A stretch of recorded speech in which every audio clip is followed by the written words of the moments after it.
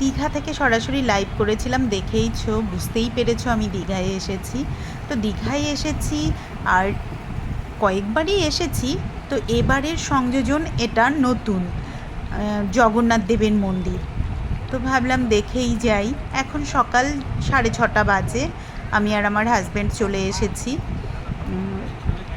ভেবেছিলাম পুজো টুজো দেওয়ারও বোধহয় ব্যবস্থা আছে, তো ভেতরে ঢুকে দেখলাম যে না, পুজো দেওয়ার কোনো ব্যবস্থা নেই, শুধু দর্শন এখানে হবে। তো চলো তোমাদের ঘুরে ঘুরে দেখাবো, নিজেও দেখবো। তো সবাইকে জানাই ট্রাভেল টিপসের পক্ষ থেকে welcome and welcome back to my channel. কথা না বাড়িয়ে আমরা ঘুরে দেখি, চলো।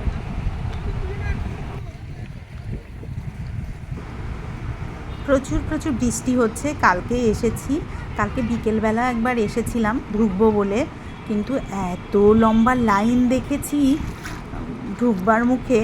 তো তখন সন্ধেও প্রায় হয়ে গেছে, ভোর হচ্ছিল আর কি, সন্ধেটা। তো ভাবলাম যে জুতো রাখারও লাইন, আবার ঢুকবারও লাইন, তারপরে ভেতরে ঢুকেও যদি আবার লাইন থাকে, তো সেই ভেবে আমরা আর বিকেলবেলায় ঘুরে আবার চলে গেছি। তবে বিকেলে যখন এসেছিলাম তখন লাইটটা দেখতে পেয়েছি, খুব সুন্দরভাবে সাজানো, মানে লাইটগুলো মানে পুরো মন্দির চত্বরটাকে আলোকসজ্জায় সজ্জিত করে রাখা ছিল। তো এখন যেমন সেটা পাবো না, তো ঠিক আছে, সকালবেলা চলে এসেছি, 6টায় উঠেছিলাম, স্নান টান করে চলে এসেছি। ভেবেছিলাম পুজো দেওয়ার ব্যবস্থা থাকে বোধহয়, আছে বোধহয়, তো সেটা নেই। তো এখন মন্দিরটা ঘুরবো। এটা প্রথম মন্দিরটা। এই মন্দির দিয়ে পরপর এরকম মন্দির রয়েছে, এই মন্দিরগুলো দিয়ে ঢুকে গিয়েই মূল মন্দিরে প্রবেশ করতে হবে।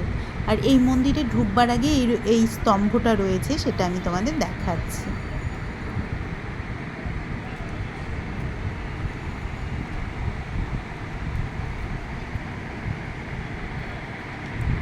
ওই দূরে দেখো রথ দেখা যাচ্ছে, রথগুলো ওখানে রাখা আছে। এই যে মন্দিরের প্রথম মন্দিরটা, দরজা। ঢুকে গেলে মন্দিরের ভেতরটায় আর ফটো তুলতে দেবে না, বাইরে থেকে আমি চেষ্টা করছি দেখাবার।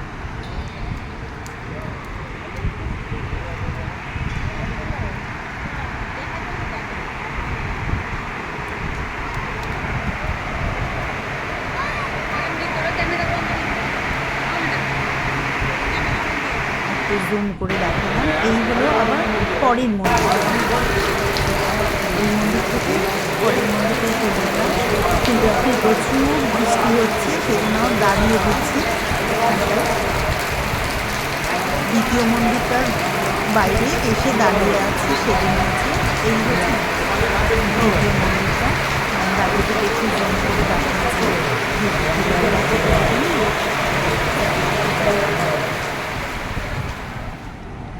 এইবারে বৃষ্টি কমেছে।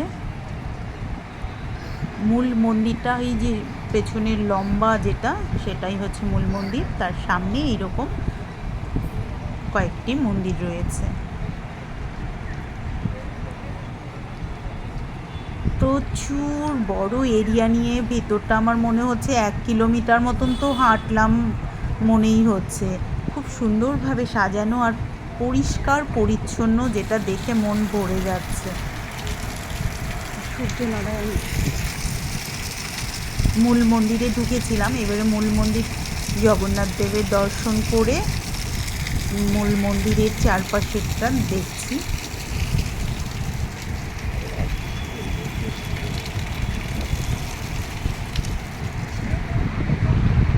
পদ্মপুকুর রয়েছে,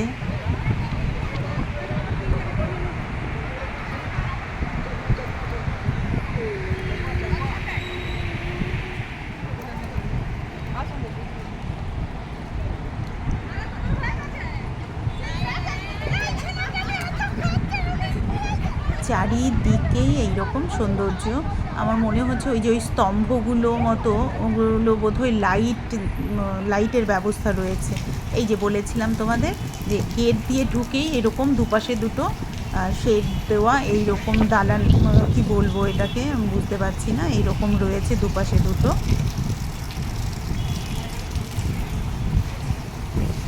এর মধ্যে দিয়েই হেঁটে গিয়েছিলাম, এখনও হেঁটে যাচ্ছি এর মধ্যে দিয়েই।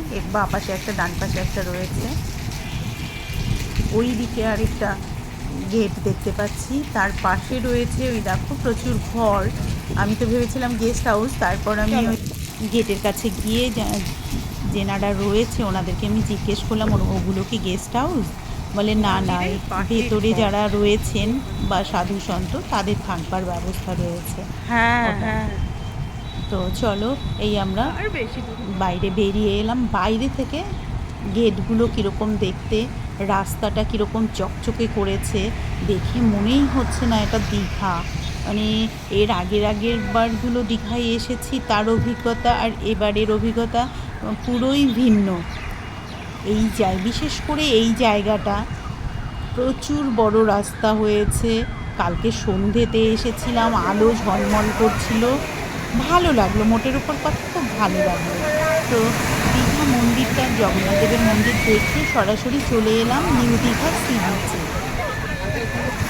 এখন কী বলবো, ঘড়িতে 7টা মতো বাজে সকাল, সেই জন্য এরকম তবু ফাঁকা দেখতে পাচ্ছি।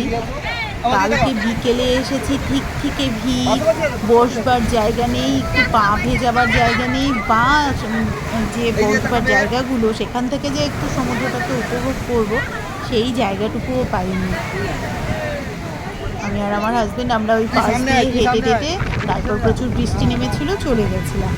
এবারে বিকেলবেলা চলে এসেছি ওল্ড দীঘাতে। তো এখন আমি একাই এসেছি, কারণ আমার হাজব্যান্ডের একটা কনফারেন্স রয়েছে, ও ব্যস্ত আছে। তো আমি 2 ঘন্টা মতো এখানে থাকবো। আরও বেশি থাকতে পারলে ভালো লাগতো, কিন্তু থাকতে পারবো না। আমাদের হোটেল রয়েছে নিউ দীঘাতে, নিউ দীঘার সি বিচের কাছাকাছি। তো সেই জন্য একা যতটা আর কি অন্ধকার হওয়ার আগে চলে যাব, একা যেতে হবে সেই হিসেবে। দেখো এখানকার সমুদ্রটা অপূর্ব লাগছে। আর যেন মাঝে মাঝে এসে, এখানে তো কাউকে নামতে দিচ্ছে না, মানে নামবার ব্যবস্থাই নেই এখানে। আগে বা তার আগে এসে দেখেছিলাম এখানেও কিছু কিছু জায়গায় পা ভেজাবার বা স্নান করবার জায়গা দিয়েছিল, সেগুলো এখন পুরোপুরি বন্ধ করে দিয়েছে। তো সবাইকেই ওই ধারে যে বসবার ব্যবস্থা করে দিয়েছে সে তাতেই বসতে হচ্ছে। তা বাদে রয়েছে বিশ্ব বাংলা উদ্যান, আরও অনেক কিছু বসবার, অনেক অনেক বেঞ্চ টেঞ্চ সুন্দর করে সাজানো গোছানো, পার্কের মতো করা। তো সেই সমস্ত জায়গাতে বসে সমুদ্রকে উপভোগ করতে হচ্ছে এখানে। তো এই জিনিসটা আমার এত ভালো লাগলো।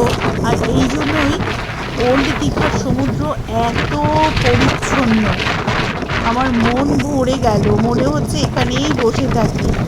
আমি 4টেতে এসেছি, এই দেখো চারিপাশটা এইরকম পরিষ্কার পরিচ্ছন্ন আর ফাঁকা ফাঁকা। এখন ঘড়িতে প্রায় 6টা বেজে গেছে। এই হচ্ছে নিউ দীঘাতে চলে এলাম। এতক্ষণ তোমাদের ওল্ড দীঘা দেখালাম, এখন নিউ দীঘা দেখাচ্ছি। বড্ড ভিড়, মানে ঠিক থেকে ভিড় যাকে বলে।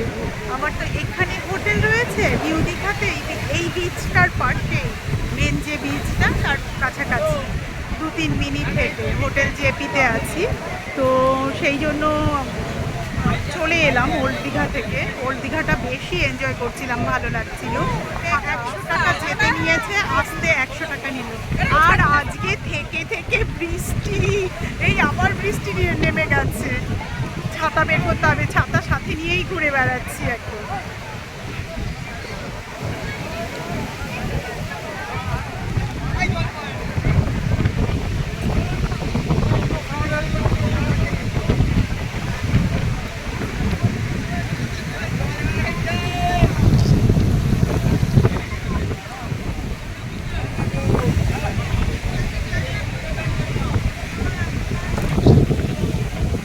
ওল্ড দীঘা এত সুন্দর ফাঁকা ফাঁকা ফাঁকা ফাঁকা ছিল, আর এখানে এক ফুটটা ওপরে বসবার জায়গা নেই। যত দূর চোখ যাচ্ছে লোকারণ্য। আমি তোমাদের জুম করে দেখাচ্ছি, সব বসার জায়গা একদম ভর্তি।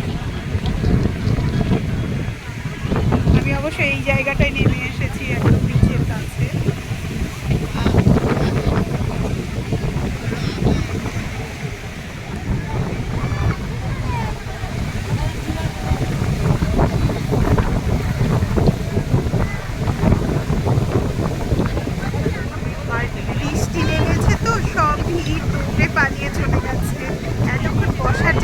পাচ্ছিলাম না, এখন বসার জায়গা পেয়ে গেছি।